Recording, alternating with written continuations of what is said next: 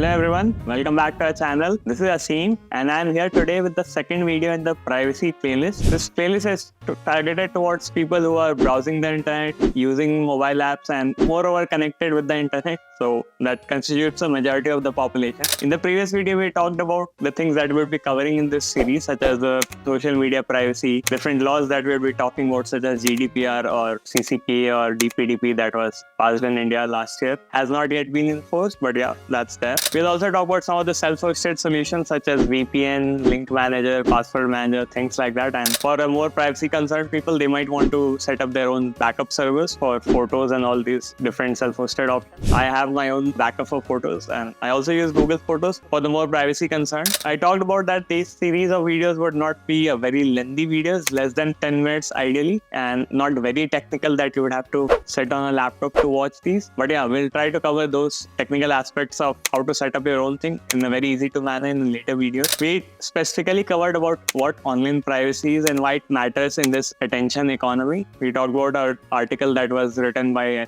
Markup, where they talked about how 650,000 different labels are being attached to the audience, such as us, by different advertisers. And the article is a very eye-opening and a very detailed one, so definitely check it out. It's in the description of the previous video. We also talked about dark patterns, how targeted advertising such as third-party cookies and all these play a crucial role tracking you across the web, and how these dark patterns nudge you to buying something or spend money on something that you would not have ideally done. All those were covered in the first part. If you have not yet checked it out, please check it out on the channel. It should be in the playlist section.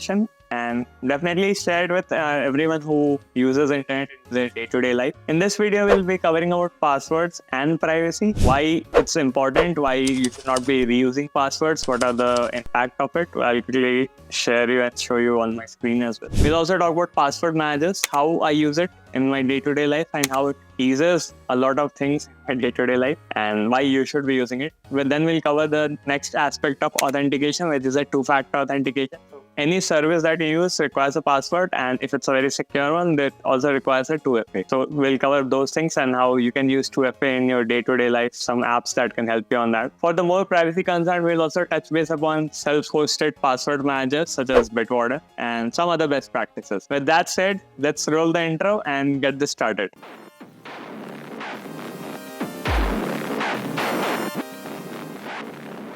So the first thing is passwords privacy. What, why, and how. What are passwords? I think that's pretty basic. Everyone would know that whenever you log into a website, they usually have a username and password combination to uniquely identify you and let you use their services. Passwords are like those digital keys to the digital locks for accessing these websites and these services. A literal example would be for you having, let's say, multiple locks in your houses and you have different keys for all of these locks. You don't usually have a single key for all the locks, because if that key is lost, then all your locks can easily be opened for the house. Same goes for passwords. For all these services that are using, they have a different lock, basically their login page. And for each of these locks, you should have a different password. So that is the digital key. So you should not be reusing the same digital key or password on all these websites. But again, it's not very easy to do that. And every day we log into hundreds of websites and it's not easy for us to remember the passwords for all of these websites. And that's where password managers come into play. So if you see here, there's this Bitwarden. It's an open source password manager that I use, and the reason I use it is because it's open source, so I can easily, like I or other people in the world, they have vetted their code, its code, and seeing that okay, there's nothing sensitive or there's nothing malicious that is there running on. If you want, you can also check it out on their GitHub page. So they have the server code, they have a client code, Android code, all those are there available.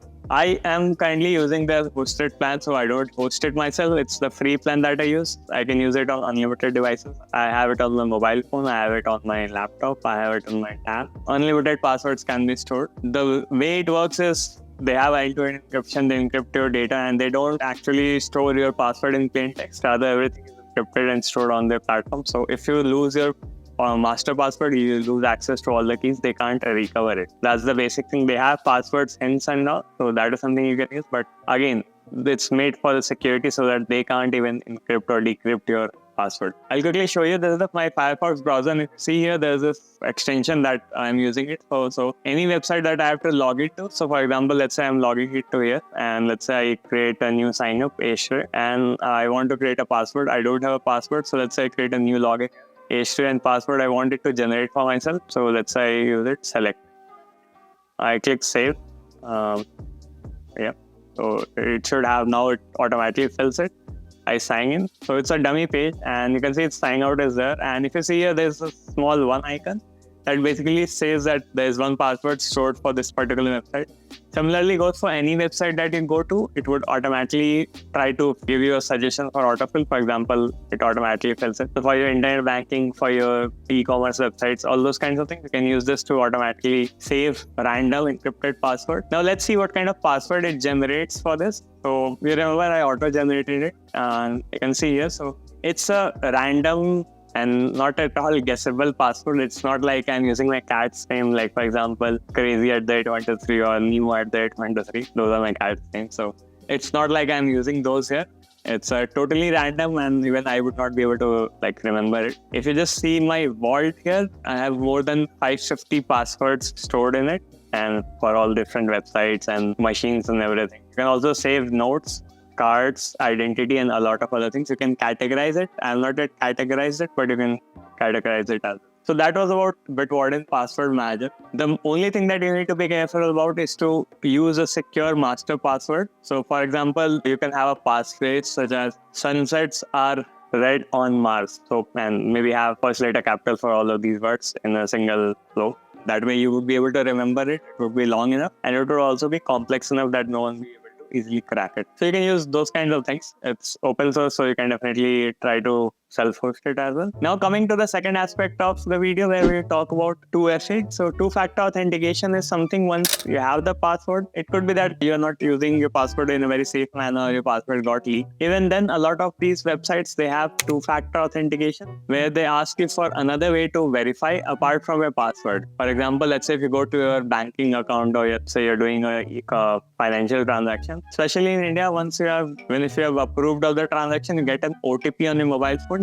It's like a SMS that has a 7 or 8 characters or 6 character number that you need to fill in. Only then the transaction goes through. That's a second factor authentication that is ensuring that it is actually you who has that, because the mobile number on the bank account is where the OTP comes through and only you can verify that. So that is one thing in the banking way. In websites, for example, Facebook and other places, you don't even need to have a mobile number where you need to get it OTP. You can have apps which can store the two-factor authentication. So once you are going on your G Suite and enabling 2FA, they show a QR code. This QR code, once you scan in these apps like Google Authenticator or Authy, that QR code has a secret code that gets stored on your mobile phone, and that secret code is used to generate a new number every 1 minute or every 30 seconds, depending on the configuration. So that's there. So you don't have to wait for OTP. Whenever you log in, you just open the app and you check the code. You will be seeing a demo on the screen as well. And that code, you can enter it on the G Suite website. So that's two-factor authentication for you. Now coming to the last part of today's agenda was self-hosted password manager. And a lot of people wouldn't want that their passwords are being stored with a company like Bitwarden or LastPass or KeePass or whatever. So you can easily go to GitHub and also host